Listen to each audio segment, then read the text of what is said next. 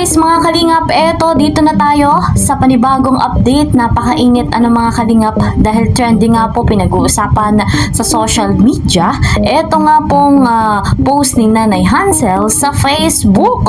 Eto nga pong sabi niya doon ay shoutout nga daw po sa gumagamit ng kanyang pangalan sa YouTube. So ibig sabihin hindi po account ni Nanay Hansel yung nagko-comment. Maraming comment si Nanay Hansel sa iba't ibang channel. Alam natin yan guys, mga kalingap. So, ibig sabihin, inosente nga ba si Nanay Hansel? Pero bakit parang walang naniniwala?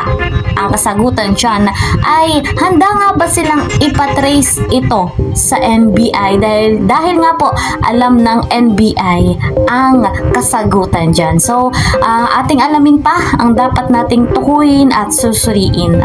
Pero bago po natin panoorin, shoutout kay na Kuya Bal, Kalinga Prab, ayan. Sa mga nanonood na aking vlog ngayon, shoutout po sa inyo at sa mga kasamahan ko sa Karepa. Please po subscribe my channel, lalo na po sa bago pa. And like and share my video. Click nyo rin po yung notification bell. Eto na guys, dumako na tayo nga sa ating topic. Ating suriin kung bakit nga ba walang naniniwala dito sa post ni Nanay Hansel. Legit naman na si Nanay Hansel yung nag-post. Hindi lang naniniwala sila na hindi daw po si Nanay Hansel etong nag-comment. Eto, napakaganda ng kanyang paliwanag, napakagandang pakinggan. Panoorin po natin ito. Okay. Maaaring maging topic na naman po. Ano po ang post na nagngangalang Hansel J. Lona Batalero? Shoutout po sa gumagamit ng pangalan ko sa YouTube. Ano po ang ibig sabihin nito?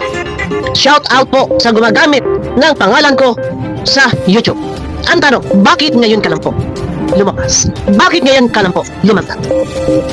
Ayan, nasa screen. Nandito na rin sa po. Facebook ni Nanay Hansel, siguro pinost niya ito 1 hour ago. Nandito na rin po. Ay, Ging. Neng, pahiram ako, Neng. Eto na. Ang aking tanong, kailan pa ba nagiging topic ng mga reaktor ang patungkol sa nagkalat na mga screenshot? Matagal na. Mga screenshot na comment na nagangalang Hansel Jane Ilona Batalero na nagko-comment kay Kuya Bal, nagko-comment sa Karabal, nagko-comment kay Tuklap, nagko-comment kay Salcedo. May hawak ako ang screenshot, magbabanggay natin ang comment na nagangalang Hansel Jane Batalero na nagko-comment kay Doc. At doon may nabanggit si Doc na nandito na si Madi. Ang comment na iyan na nagngangalang Hansel Jane Batalero, may mga nakapag-screenshot. Kailan pa nagko-comment ang Hansel Jane Batalero? Hindi pa nagla-live si Kuya Bal, hindi pa nagla-live ang Karaba na sila ay may topic. Wala pa ang issue patungkol dito sa di umano itong ugong-ugong ng balitang kung ano mga ka-issue.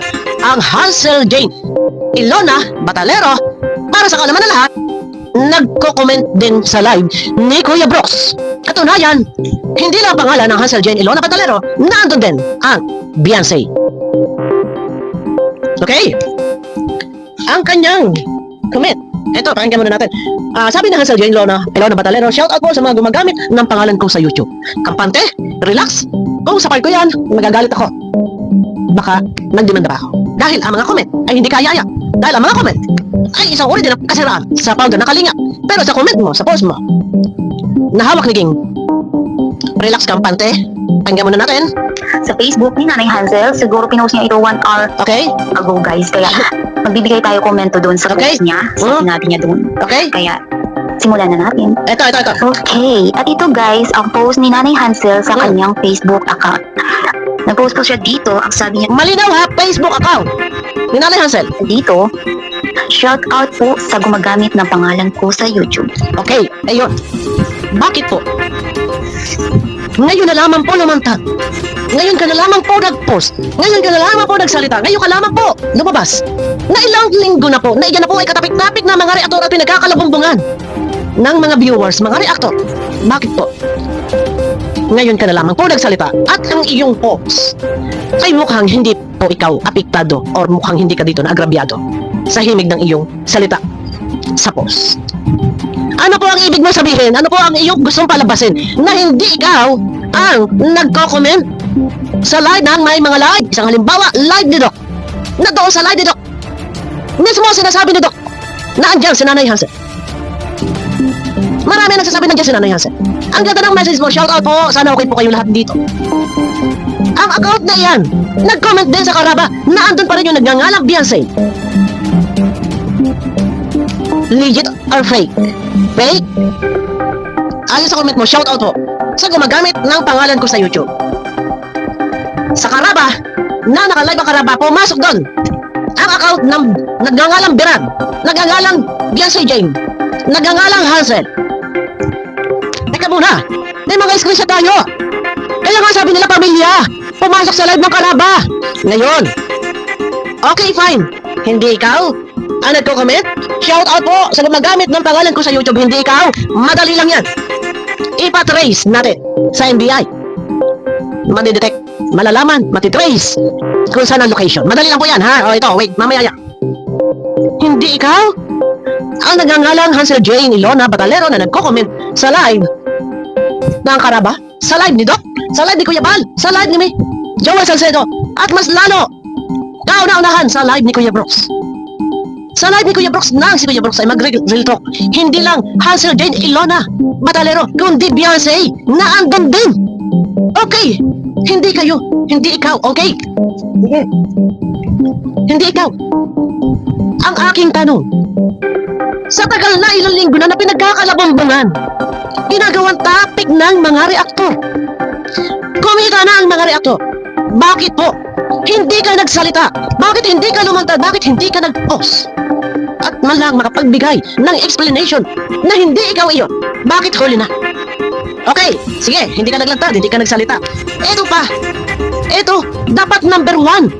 Number 1. Kung hindi ikaw ang nagngangalang Hansel Jane Ilona Batalero, ilan ang vlogger sa tabing bahay mo na gabi-gabi naka-live? Dr. Lab, Red Zane, Mrs. Lab, anak ni Dr. Lab. Bakit hindi iyan pinabulaanan? Bakit ni minsan hindi na itapik ang tungkol sa nagngangalang Hansel Jane Ilona Batalero? Bakit hindi nila pinabulaanan na matagal na pinagkakakitaan? Tinatapik ng mga reaktor ang komentong iyan. Bakit ni isa walang nagbigay ng linaw? Diyan sa mga kapitbahay ninyo na araw-gabi kausap ninyo. Kung hindi ikaw ang nagkukomento na ito. Araw-gabi, naka-live sila. Araw-gabi, naandyan lang yan sa tabing bahay ninyo. Bakit hindi nabigyan ng linaw?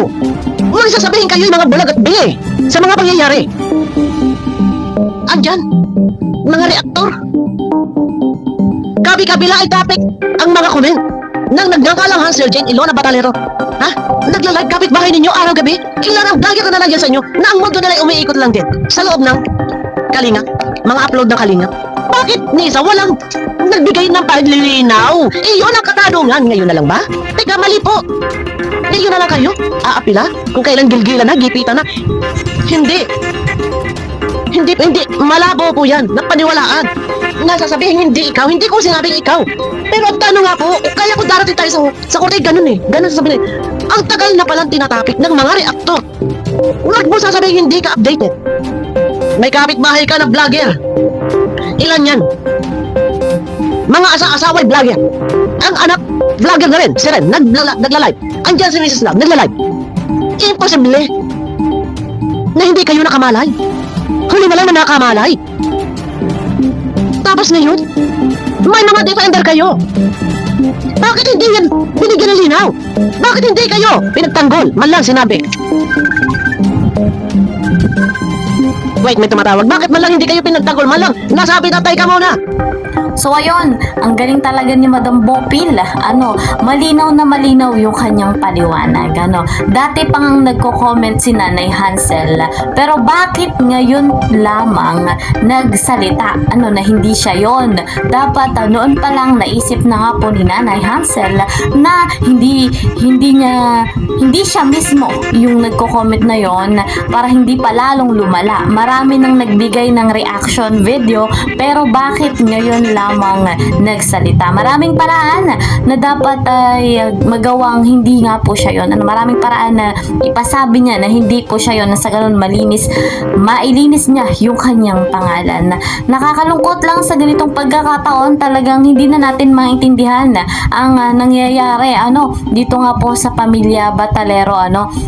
So, napakalinaw naman nung paliwanag ni Madam Bopil doon nga po sa kanyang video. So, ang dami pang pasabog. Talagang mainit ang ating topic ngayon. So, guys, mga kalingap, ang final answer lang natin dyan ay ipatrace. Yun talaga ang the best. Ipatrace kung sino ba talaga yung nagko-comment na Hansel Jane Elona Batalero. Kung hindi nga po yun si Nanay Hansel, inosente. Sure na sure. At suporta natin yan. Patuloy din nating susuportahan sila. Pero guys, kung kumpirmado na talagang si Nanay Hansel, nakakalungkot. Sa lahat ng kabutihan ng ginawa ng Kalingap, eto yung nangyari. So sana pumayag sila na ipatrace nang sa ganon ay malaman ang katotohanan at matapos na ito, matuldukan na ito. So marami pa nga pong sasabog. Talagang napakainit ng panahon. Hanggang dito na lamang. Bye-bye!